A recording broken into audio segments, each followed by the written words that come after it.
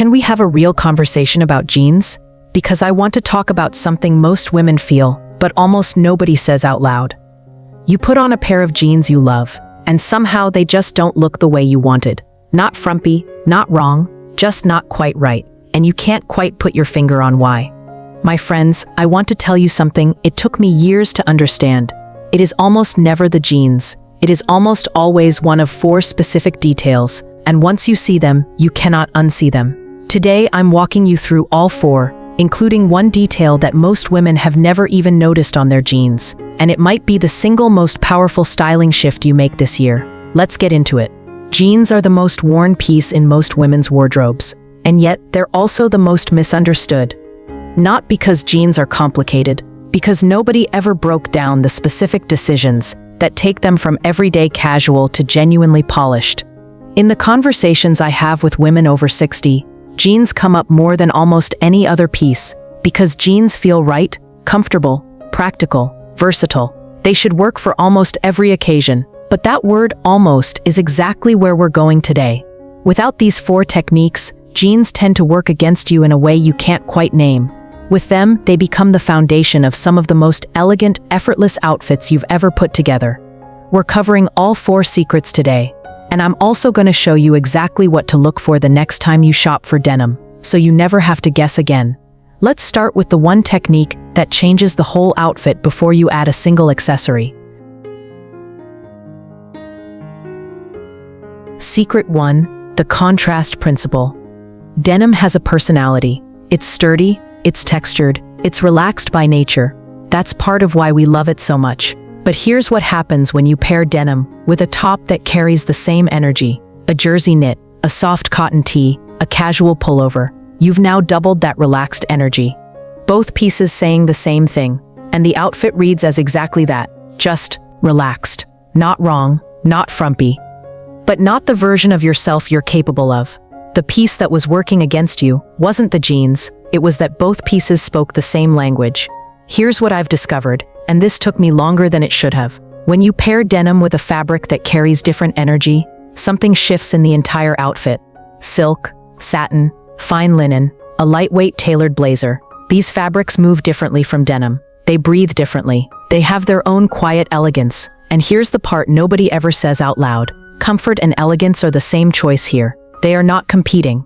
A silk blouse moves independently of your body. A fine linen top breathes beautifully in warm weather. A tailored blazer gives structure without weight. You are not trading comfort for style. You are discovering that the right fabric gives you both. I want to tell you about a moment I had getting ready one morning. I was in my bedroom, running a little late. 3rd outfit attempt in 20 minutes.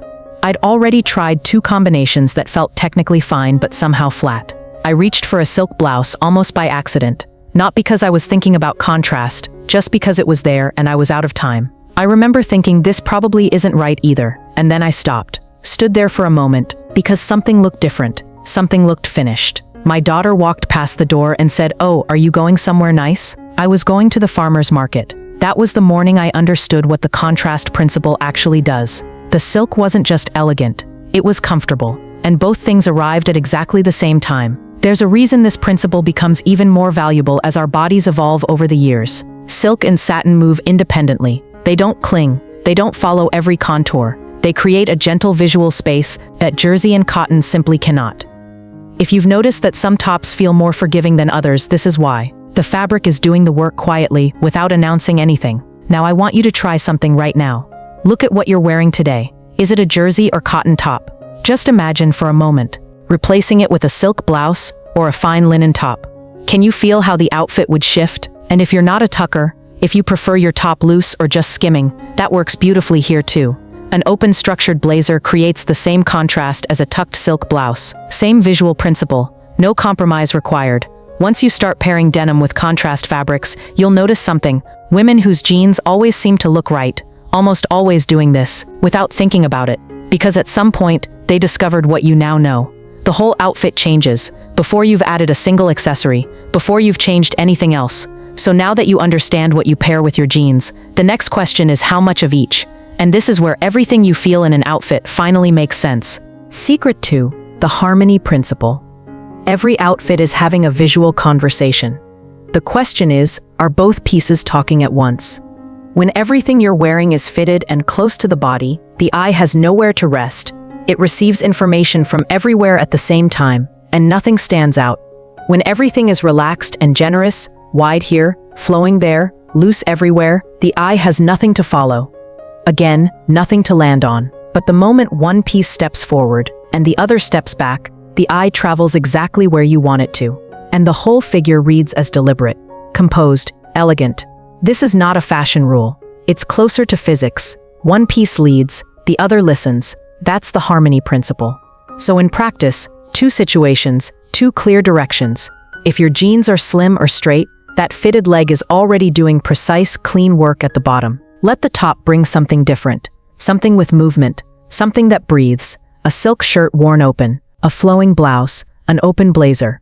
If your jeans are wide leg, they're already generous, relaxed and expansive. The top draws back in, something fitted at the waist, a fine knit, a close enough cardigan that skims rather than drowns. One expands, the other holds. That's the entire principle right there. And this works for every body goal, which is exactly what I want to show you next. Now, here's where this principle becomes genuinely personal. For those of us whose waistline has shifted over the decades, and I'm absolutely in this group, this principle becomes one of the most liberating things in a wardrobe, because it works with your body as it is right now, not as it was, not as you wish it were, as it is. Let me show you 3 directions. If minimizing the belly is your goal, fitted or straight jeans with a loose flowing top, untucked or just barely tucked at the front. The flowing top moves independently. Nothing clings, nothing announces itself. The fitted leg below draws the eye down. Long, clean, deliberate. The eye follows the leg. The top provides beautiful coverage without drawing attention to anything. If you want to define or create a waist, and many of us find the waist has softened, a wide leg jean with a fitted top gives you an hourglass line, even when the natural waist has relaxed. Add a structured belt, and the silhouette is yours to design. Or fitted jeans with an open structured blazer. The lapels draw inward toward the center, creating visual waist definition from the outside. You're designing the silhouette. The belt or the blazer creates the waist for you. And if minimizing the hips is the goal, here's something that surprised me when I first understood it. Wide leg jeans are secretly one of the most flattering cuts for a fuller hip. The wide trouser leg visually balances the hip below. The fitted top draws all the attention upward to your shoulders, your face, your expression. The hip simply isn't the reference point anymore. Now there's one technique that bridges nearly all of these body strategies, and I want to explain it properly because it gets mentioned a lot without anyone actually showing you how it works. The French tuck is simply this. Tuck only the front center section of your top into the waistband, just enough to suggest a waist. The sides stay free, the back stays free. That's it.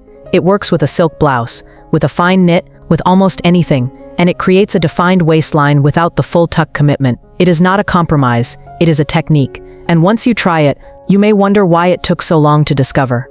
I want to tell you about a moment at a family dinner. I was in the bedroom about 20 minutes before we had to leave. I'd already tried the slim jeans with a jersey top. Fine, perfectly fine, but flat. I reached for a pair of wide leg jeans I hadn't touched in months, almost out of desperation if I'm honest. I remember thinking these probably won't work either, and then I stopped. Looked in the mirror for a moment longer than usual. The silhouette was different. Something about it was easier, more settled, more like myself. My husband walked past and stopped in the doorway. He said, "Oh, you look nice." He always says something, but this time he stopped first.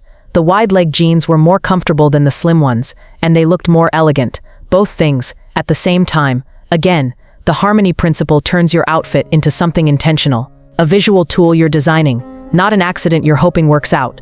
And once you understand volume balance, you'll start seeing it everywhere you look. In the women whose outfits always seem considered, whose jeans always seem to belong in the outfit, not just be in it. And speaking of mistakes, I'll also tell you about one I made for years in this exact area. But first, the ankle. The next secret is about what happens at the very bottom of your outfit, and it changes your proportions without a single alteration to the clothes themselves. Can I pause here for a second? Because I want to say something I mean completely. If you've spent years in jeans that never quite looked the way you wanted them to, please hear this. There was nothing wrong with you. These are details that take most women decades to figure out. Some never do. And you're getting all of them today. That matters. You deserve to know this. All right, the next secret is one of my favorites. and it lives somewhere most women never think to look. Secret 3. The unbroken line. Let me ask you something. When you look at a full outfit, head to toe, where does your eye go first? Most of us look at the face, the top, maybe the waist, if something draws us there. But here's what I've noticed, and once you see it, you cannot stop seeing it. The eye follows a path through an outfit. It doesn't just land, it travels. Face, shoulder, waist, leg, all the way to the floor. And most women never think about where that path ends. The ankle is either where your outfit flows all the way through, or where it stops. And wherever the eye stops, that's what it remembers. Here's the problem. Most of us reach for a shoe that looks good in isolation. A clean white trainer, a beige flat, a light sneaker, and it does look good on its own. But when it meets a dark pair of jeans, something stops. Think of your leg as a beautiful sentence. Dark jeans, dark boot. The sentence flows. Dark jeans, white trainer, full stop, right at the ankle. The leg ends there. The eye stops there. And so does the outfit. That's the visual stop sign.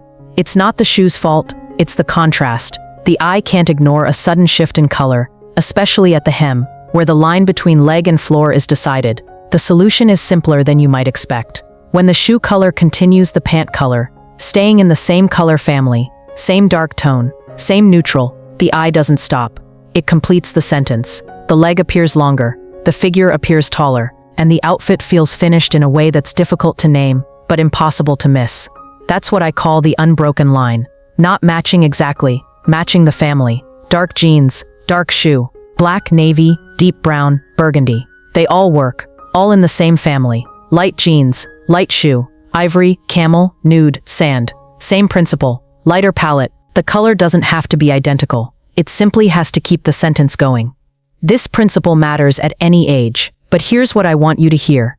It matters especially for us, as our proportions naturally shift over the years, as heights settle, as the torso and leg relationship changes, the visual techniques that create length and flow become more valuable, not less.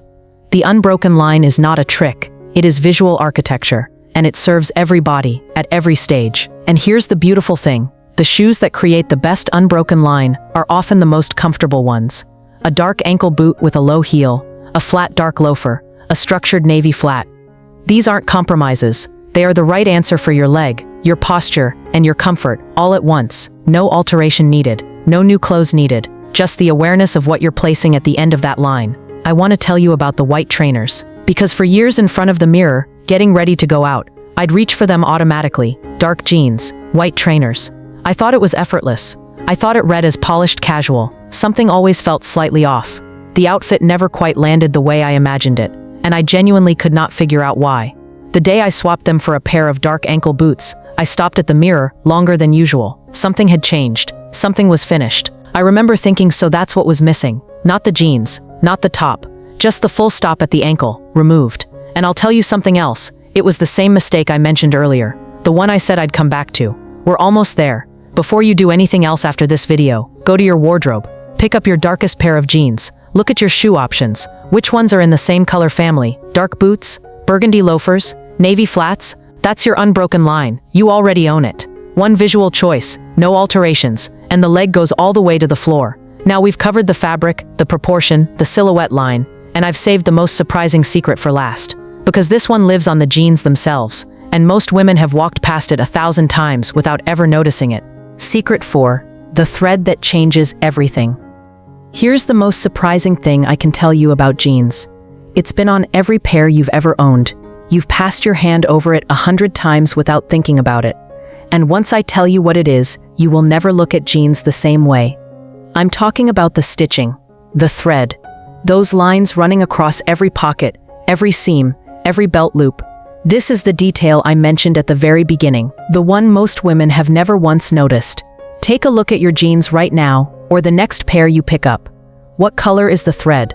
Most jeans are finished with bright thread, gold, orange, that classic yellow, stitched in elaborate patterns across every pocket, every seam. Now think about what that creates. Horizontal lines across the back pockets, vertical lines down the seams, lines across the belt loops, lines along the knee area.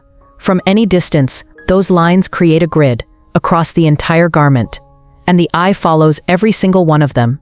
They're not decorative, they're visual interruptions. Every thread pulls the eye to exactly where it lands, pockets, seams, the knee, and interrupts the clean surface that makes a garment read as elegant. On a pair of everyday jeans, perfectly fine. On a pair you want to look genuinely polished in, those lines are quietly working against you. Write this down, or screenshot the next few seconds. Tonal stitching. The thread matches the denim. That's it. That's the entire secret. Navy jeans, navy thread. Black jeans, black thread. Dark indigo thread. The stitching disappears, the grid disappears. What remains is a clean, uninterrupted surface. The jean becomes a column, not a grid. The eye moves through it without catching, and the garment stops reading as casual denim. It starts reading as a tailored trouser. People stop seeing jeans. They start seeing something else entirely.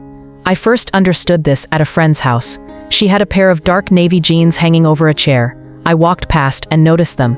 I thought they were trousers, beautifully cut trousers. I walked over and looked more closely, and I realized they were jeans. The stitching had simply vanished, matched so precisely to the fabric that there was nothing to interrupt, nothing to catch, just a clean, elegant surface. The truth is, that's the moment I started looking at stitching differently. On every pair, in every shop, everywhere I looked. And remember, I said I'd show you exactly what to look for the next time you shop. Here it is, 4 steps, and they take about 30 seconds in any shop. Step 1, in the store. When you pick up any pair of jeans, turn the waistband over. Look at the back pockets. Look at the knee area. What color is the thread? If it matches the denim, that's your tonal stitching pair. That's the one. Step 2, searching online. The search terms that work: tonal stitching jeans, clean finish denim, monochrome stitching jeans. These filter out the decorative stitch options and surface exactly what you're looking for. Step 3, where to find them. Higher-end basics ranges within department stores tend to carry these tailored denim sections, brands that describe themselves as minimalist or classic. You don't need a luxury price point. You need the right detail. Step 4, what to do with the jeans you already own. Your current jeans with bright contrasting stitching, they're still valuable. They're your everyday pair, your weekend pair. The tonal stitching pair becomes your elevated pair. You are not replacing anything. You are adding one strategic piece that changes what your wardrobe can do. You will never look at jeans the same way. In a shop, at a friend's house, in your own wardrobe. The stitching will be the first thing you check, and that's exactly the kind of knowledge that changes how you get dressed, not just today, but for good. Now, let's put all 4 together, because seeing them in action is a different thing entirely. Look 1. I'm calling this the weekend glow. Slim or straight dark jeans, tonal stitching. A flowing silk or satin blouse, French tucked at the front, or simply worn loose. Dark ankle boots or dark flats in the same color family as the jean. What's working here? Contrast fabric against the denim, that's secret 1. Unbroken visual line from jean to shoe, that's secret 3. Clean stitching, no grid, that's secret 4. 3 secrets, working quietly in the background. And here's the body note for this look. The flowing silk is having the entire waist conversation on your behalf with beautiful discretion. No tucking required. The French tuck is available if you want the waist defined or leave it loose entirely. Either way, the outfit holds. This is the woman who looks like she got dressed in 10 minutes and somehow got it exactly right. That effortless quality that isn't effortless at all. It's just well understood. Look 2. The elegant Saturday. High-waisted wide-leg jeans, dark or with tonal stitching. A fitted fine knit or cashmere top.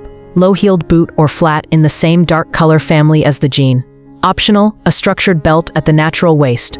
What's working here? Wide bottom, fitted top, the harmony principle. Secret 2. A delicate knit against the weight of denim. Secret 1. Continuous color from hem to floor. Secret 3. And tonal or dark stitching keeping the surface clean. Secret 4. All 4, in one outfit.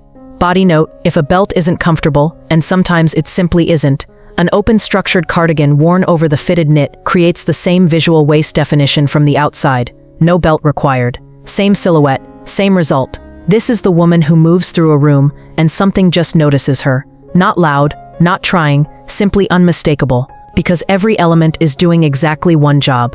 Look 3. The Power Classic. Dark straight leg or slim jeans, and here, tonal stitching is essential. A structured tailored blazer, a silk or satin blouse underneath, heeled boots or pumps in the same dark color family as the jean. What's working here? Silk and structured blazer, dual contrast layers against the denim. Secret 1. Blazer plus slim jean, volume balance at its clearest. Secret 2. Boot color continues the jean color, all the way to the floor. Secret 3. And tonal stitching means the jean reads as a tailored trouser, not casual denim. Secret 4. All 4 secrets, in one outfit. This is what happens when every single element knows its job. Body note, the blazer is doing extraordinary work here. It creates structure from shoulder to hip. It defines the waist visually, without any tucking question. And it makes everything underneath read as entirely intentional. A lightweight blazer, linen, or unlined, creates the same visual authority with none of the weight. You walk in, you don't announce yourself, the room does it for you. And that, my friends, is the power of knowing what you're doing. 4 principles, infinite combinations, and all of them available to you starting today. Here's what I know about you. After watching this video, you are going to look at jeans differently from this moment forward. Not because you changed, because you finally have the information that was missing. And information like this doesn't expire. And that mistake I mentioned I made for years, white trainers with dark jeans. I thought it was casual chic. It was just a full stop at the ankle. Now I know better. And so do you. Before you close this video, I want to ask you one thing. Go look at a pair of your jeans. What color is the stitching? Tell me in the comments, tonal or contrasting. And if you already own a pair with tonal stitching, let me know which of these 3 looks you're building first. I read every comment. This is what I love about this community. Women discovering that style doesn't slow down after 60. It only gets more specific, more intentional, more yours. If today gave you something to work with, I'd love to have you subscribe, because every week we go deeper into exactly this. And next time, we're talking about the one accessory mistake that quietly undermines every elegant outfit, including every outfit we built today. You won't want to miss it.